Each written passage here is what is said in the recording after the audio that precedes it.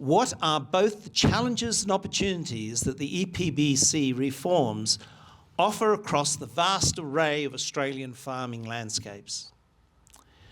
What role can consumers play in accelerating the adoption of climate-smart and nature-friendly farming to go beyond legislative reform to unlock future positive practice change?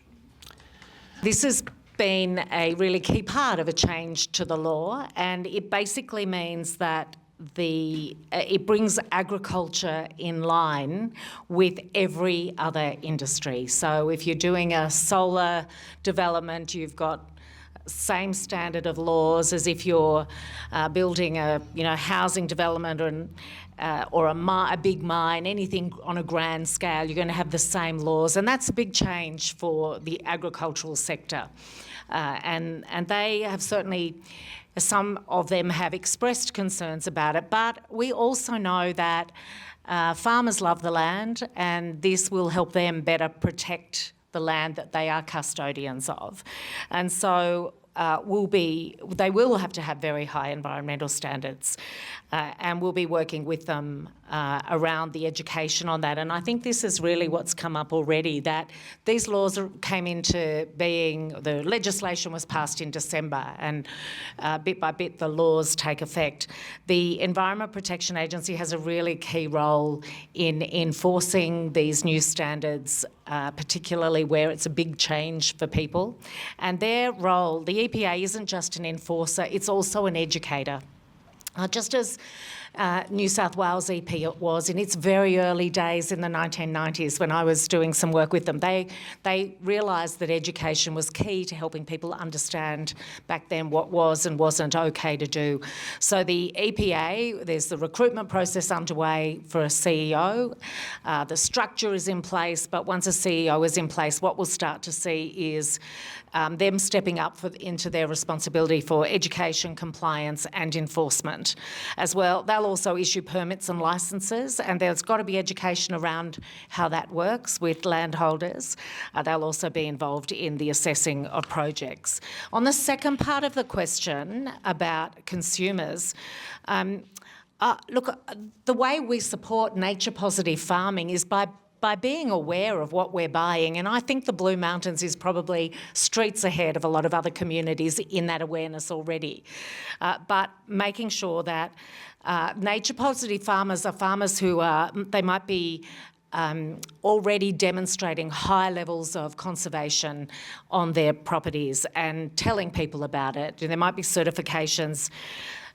So it is our job as consumers to be as educated as we can. I suspect there's ways that can be improved to make our choices easier, and I apologise that I have a plastic water bottle today, but I wasn't sure what would be available, and that was what was in the car thanks to my previous place I was at. I think the other thing that we're really keen to do is celebrate landowners who are doing the right thing, and that's something that our Agriculture Minister does, Julie Collins, but also Murray Watt as Environment Minister. So there's lots more I could probably say. We're going to let Annette, do you want to take over? And there's a lot that I can think of with challenges and opportunities, but I think with the land clearing and the farming, I could be totally wrong here, but my feeling or impression is that a lot of the smaller farmers are very much into conserving what they can.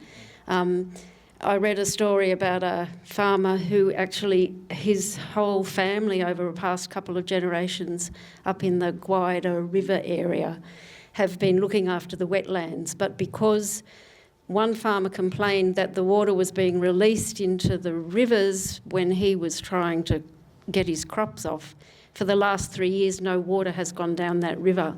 And you may have read or heard that people are out there now trying to rescue these huge turtles that are stuck in the mud because those areas are drying up. He's terribly distressed because he's a bit like a traditional owner. He's saying this was my responsibility to look after my wetland, but the state government laws are not letting that happen. I guess another thing is that some of the agriculture is done by fairly large pastoral companies, and they perhaps don't have the same feeling about connection to the land. So I know BirdLife Australia and quite a few conservation groups were pretty upset when Minister Watt actually approved further land clearing in the savannah in the Northern Territory. And the group that was the environmental group that was trying to make sure that this went to assessment actually managed to get the landholders to refer it to the federal government, who said no assessment needed. Now that land, it's been 210,000 hectares have been cleared on that land since 2003, and another 8,000 has just been approved. And there are at least 8 or more threatened species living on that land. So whilst the laws may be there, I feel that they have to be applied, because otherwise we will just end up with what we've already got. So I think it's our job to make sure that the laws are applied. If they're there, they have to be used. Susan mentioned earlier that one of the things that is obviously high priority in Australia is renewable projects and so on, and we do get reports about how some renewable projects have involved the destruction of nature and so on. I thought you might be interested to know ACF's actually developed a digital tool to identify pieces of land which would be suitable for renewables but would also be good for nature. And in fact, they've shared that with the federal government, and the federal government is actually using that digital tool to try and make sure that the renewable projects we need, if we're going to combat climate change, are not just not causing damage to nature, but are in fact positive for nature by using this particular tool. Thank you. What was the impetus and source of the changes? The Google summary of these changes sounds too good to be true. What's the catch? And where's the poison pill, if there is one? Is this more than mere greenwashing? Thanks, Roy. I do have a poison pill. And Susan and Mark talked about how exciting it is that these laws will streamline approvals. And I just wanted to raise a concern.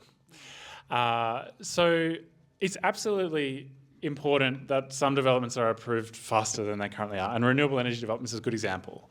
In the last 3 years, we've had 3 coal-fired power station life extensions in New South Wales alone because the renewable energy projects are not getting built fast enough. So absolutely, we need faster approvals. That's important.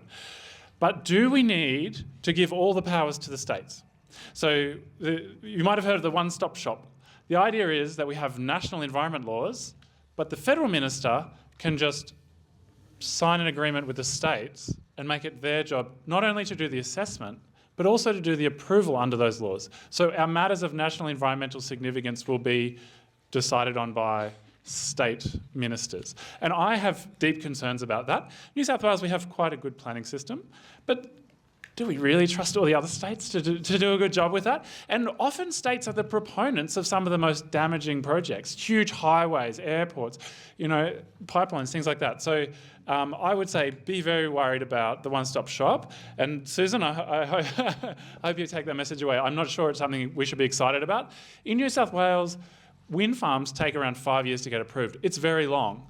But most of that's at the state level. Once they go to the federal decision maker, it's only a couple of months, a lot of those projects, if they're not a big problem. Sure, if you're building next to migratory bird habitat, it'll take longer, and so it should.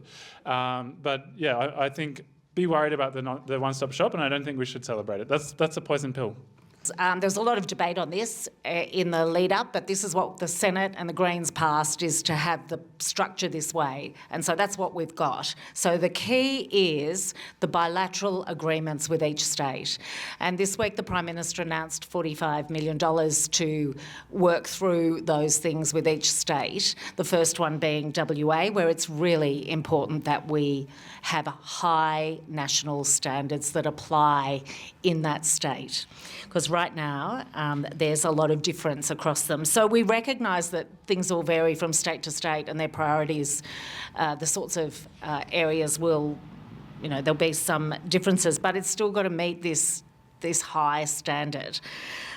The thing about speeding up the assessment process, if a project is going to trigger a Commonwealth assessment, currently, It is lengthy, and what that does do sometimes is provide for some opportunity, but you're still stuck with this duality of laws. So in streamlining it, we've got one set of standards, so it doesn't get through one thing, and I have found it's very hard. The current laws are so bad. I mean, the previous laws were so bad, couldn't stop anything at the federal level anyway, really. There was very little. The minister was given very narrow criteria to be able to make decisions, and, you might not even be looking at the entire project, just one little bit of it under Commonwealth laws. So this is a much more holistic approach to it. And so assuming these bilateral agreements are done right, and that is what has to happen between now and the end of the year, is our aim to have those bilateral agreements in place. They're really crucial. They don't have to be a poison pill. They could be a magic bullet.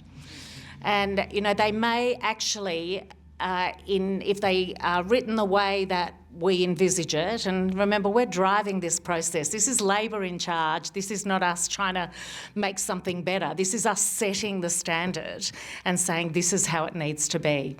So I am always optimistic, but I'm also really confident that Murray Watt is not going to have gone through all the work of getting these laws changed to then let it fall down at the hurdle. But it is really important that groups, independent groups who can look at it from different perspectives, stay engaged in the process as we go through it. And of course, they're never going to be afraid to say what they think. And that's a really useful thing for people like me who are in there having conversations with the minister about, where something may or may not land.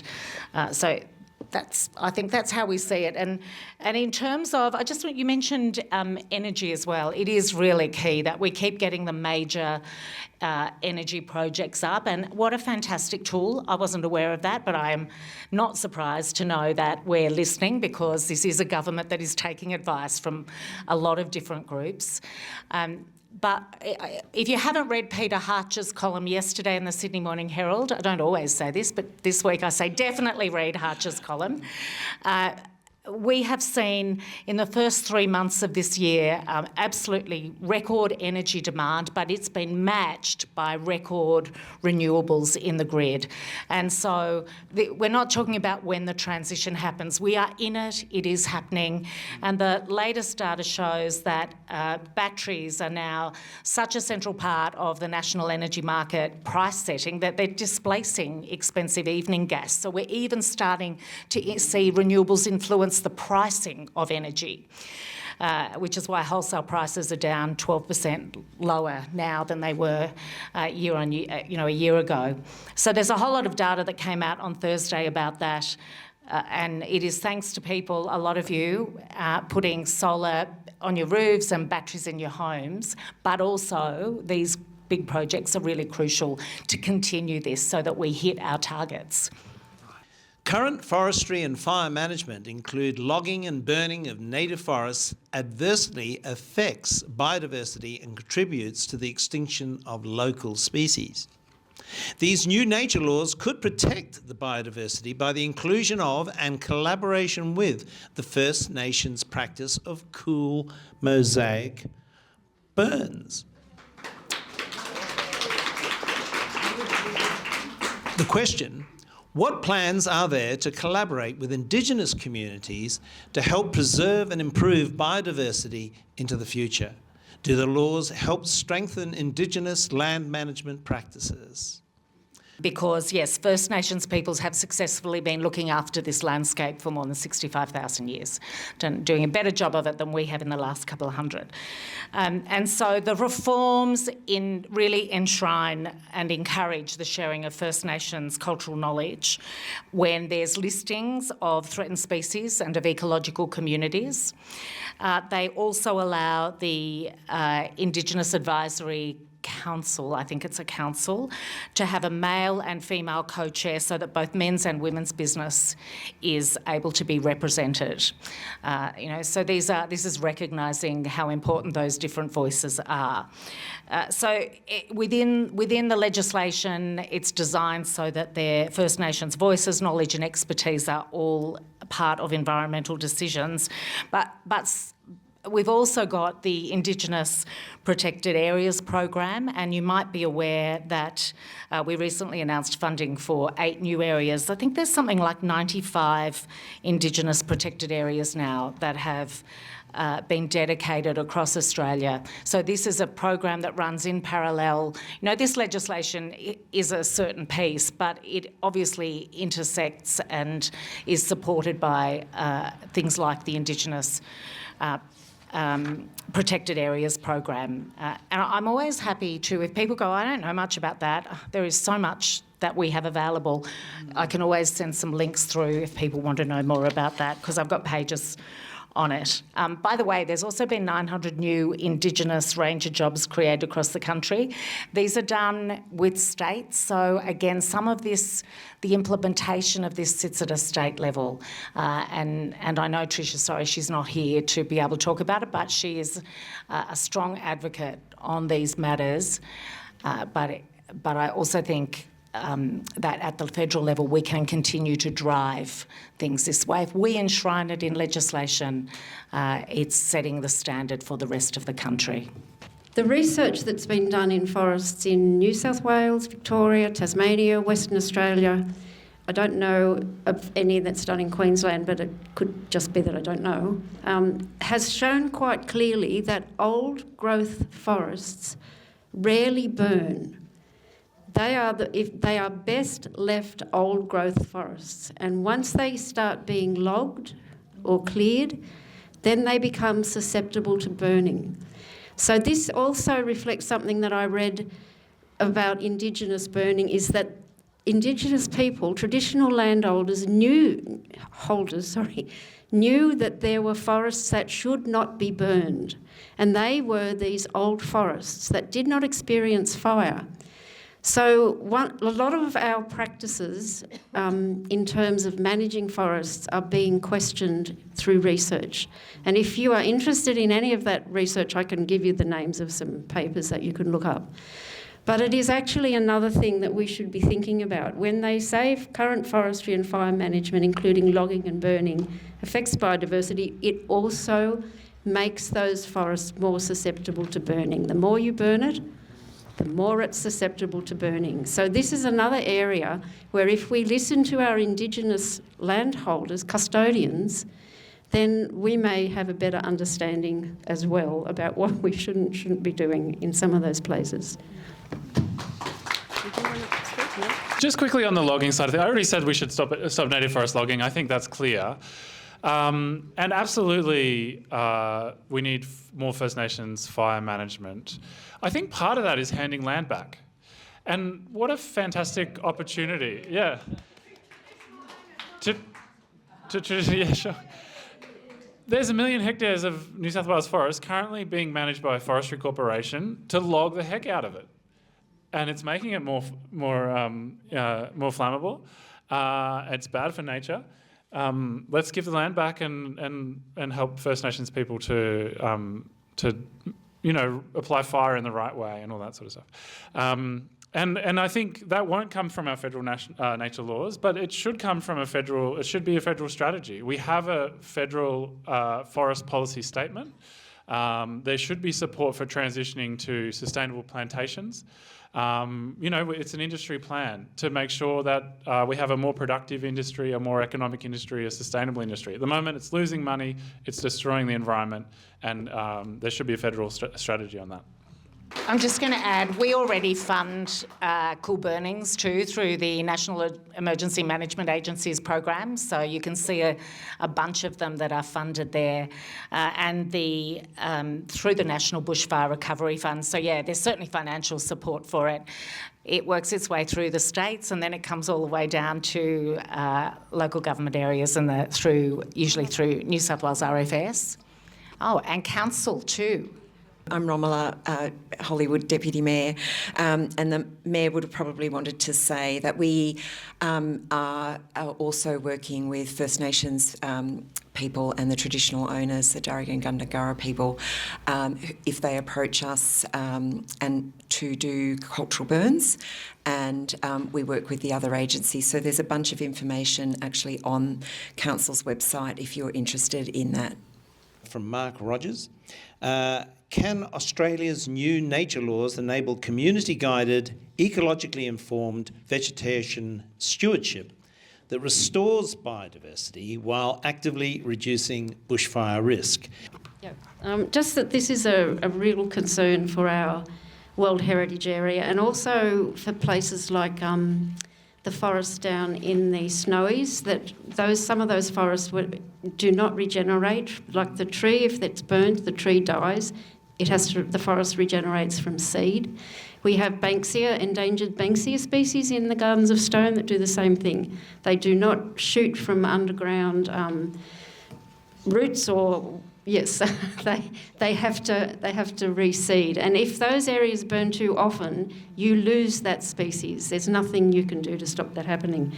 One of the concerns that I have is that our planet is on trajectory. If we don't change what we're doing, by 2100 we will be 3 degrees hotter on average. So we've missed the 1.5. We really need to do things urgently to stop us getting up to extraordinary levels. And who knows how we would do any of this replanting, stopping things from burning, which areas of the planet are going to burn, which areas will be wetter. You know, we could end up losing forests, having more savanna, more grassland simply because of burning. That's a really important question, and I would love to know if anybody knows of anybody who has some answers to some of that. Here's a question from Sid on our Resilient Blue Mountains anchor group. He feels very strongly about this, and I think you may too. Why is there no climate trigger?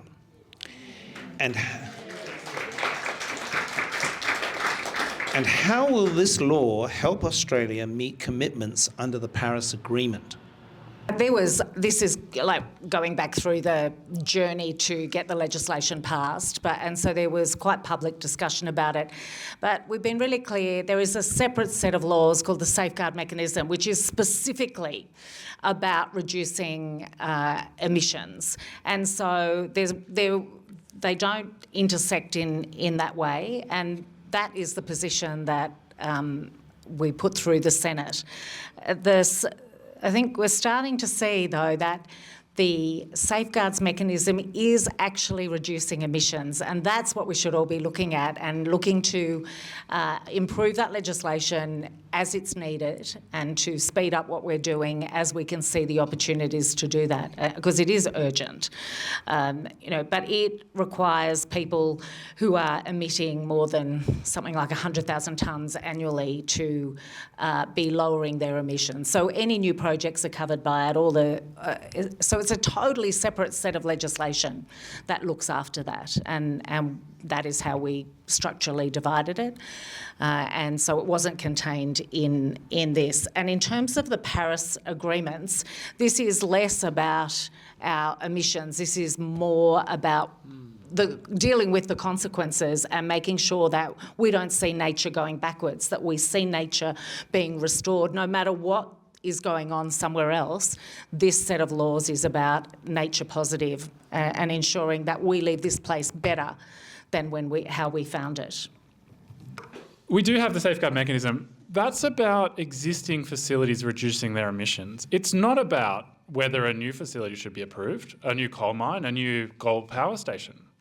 Should you approve a new coal-fired power station and then require it to reduce its emissions 1% per year under the safeguard mechanism? No, that's madness. Don't approve the coal power station. There's no federal law for that because we don't have a climate trigger. I think there's a very clear reason we should have one. So why don't we have one?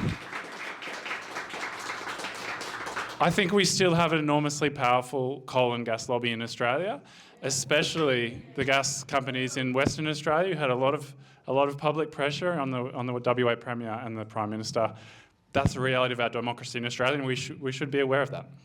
We should also note that everything that's been approved that was mentioned earlier was an expansion to an existing one, and it falls under the safeguards mechanism. So the safeguards mechanism is covering what we're seeing. And wouldn't we all love just to say, let's end it tomorrow? But we also want to see the lights on, and the quicker we speed up renewables, the quicker that's going to happen. What type of project would not be approved under these new laws, even if it delivered major economic benefits? So what the new law says is that projects that cause irreversible damage to critical habitats, threatened species, World Heritage areas or protected wetlands are not able to proceed. And there is one exception, which is that they respond to, for instance, a national emergency. So there's this criteria of national interest, which the minister determines, which isn't, there was lots of discussion about the language to use around that to make sure that it was seen as an exception and an exemption, like an exceptional set of circumstances rather than some run-of-the-mill, vague national interest thing. So there are definitions around national interest, there are definitions around unacceptable impacts that have been worked through. I know environment groups worked very closely on the unacceptable impacts part of the legislation. And I can go into the detail, but I know there'll be others who want to say yes, but. So I will hand the microphone over. Yeah, I think those things are, that Susan mentioned, are things that should, I guess, knock out a proposal right before it gets off the ground. But I think one of the problems is that we probably still need to define those terms even more precisely. And I guess that can be difficult to do, but Murray Watt was asked, okay, what sorts of projects wouldn't be approved? And he mentioned something affecting Uluru, Kakadu, the Great Barrier Reef and Toondah Harbour. But, I mean, they're low-hanging fruit. I mean, they are things that nobody could approve under any circumstances. He didn't include in his examples some that are perhaps a little bit more debatable. And I think that we probably do need to get those terms as to what would be a project that would be not approved. We need to get them a bit more precise so that there's not as much ministerial discretion as to whether or not a particular project is approved. Thanks, Martin. I agree with that. And I think it would also be really good to define more clearly what the national interest exemptions might be. So I'm thinking of the approval to allow Alcoa in Western Australia to continue to destroy the Jarrah forests, which again is another source of threatened and vulnerable species. So that was approved in February this year. Alcoa has been illegally logging those forests since 2011. And they have, I'm not sure exactly now why this came up at this time in February, but because there was a case to be answered for by the company, what happened is that they were made to pay a fine, if you like, a financial commitment for what they had done, which really didn't cover all that logging since 2011. But interestingly enough, why it's been continued to allow to happen for the next 18 months, continued clearing, was because Minister Watt determined that it was in the national interest. It was one of these extraordinary uses of national interest exemptions. So previously the national interest has included natural disasters or things that have been approved to save a species. This is based upon the fact that this was Alcoa, it's a bauxite mine, there were some critical minerals there. Now it may well be that we need these critical minerals if we're going to continue to develop our solar panels and our renewable resources.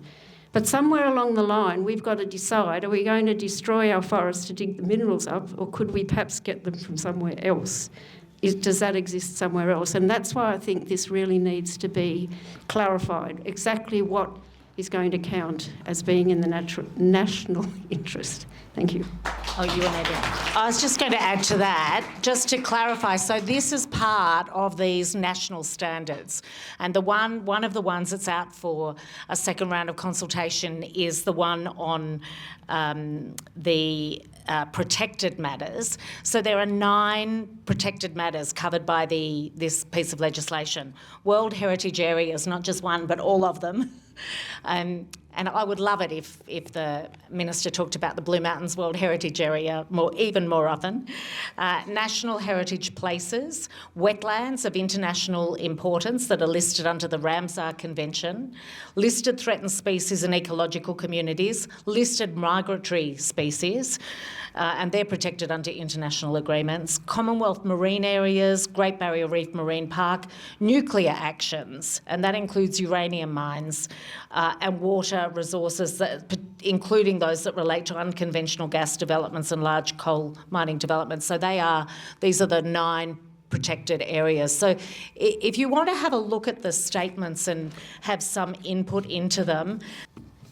I just wanted to quickly say, like Susan said earlier, there's been almost no developments that have ever been rejected under the EPBC Act. No. It's very rare. I don't think that's going to change. The MNES standard that Susan was just talking about is very procedural. It says there's these principles you have to apply, and if you do them, you can be approved. Things like apply the mitigation hierarchy. So you have to say, like, oh, how am I minimising my impact? And if you do that, you get a tick. And then there's an offsetting one. You have to, provide, if you have some residual impact, you have to do an offset, and then you can get a tick. So it's very procedural. I'm not sure that many things are going to be rejected. I think where they will be rejected is if it's really seen as, like Susan said, the language is very tight and narrow. If it has to be irreversible harm to critical habitat. So really we're talking about, the last remaining, swamp or wetland or whatever. That's sort of where the laws are. And so I think it's sort of that emergency room approach to nature. But we know that's not going to be enough. Nature's already in decline, like Annette said, because we've already cut down half the forest, We need to be restoring them and putting them back, not continuing to chip away. I guess there's a lot more work to do. And I think a lot of that has to come strategically, rather than relying on this law to try to stop all the developments. We need to be more proactive about how we're restoring nature. One thing I'd say is I think we're going to see less dodgy developments come forward because that will be ruled out. There's much better mapping, data, information that says where you can, where you can't. And so I think that will also be, I think that's a proactive step. And that's about protection, not trying to make the best of a bad thing.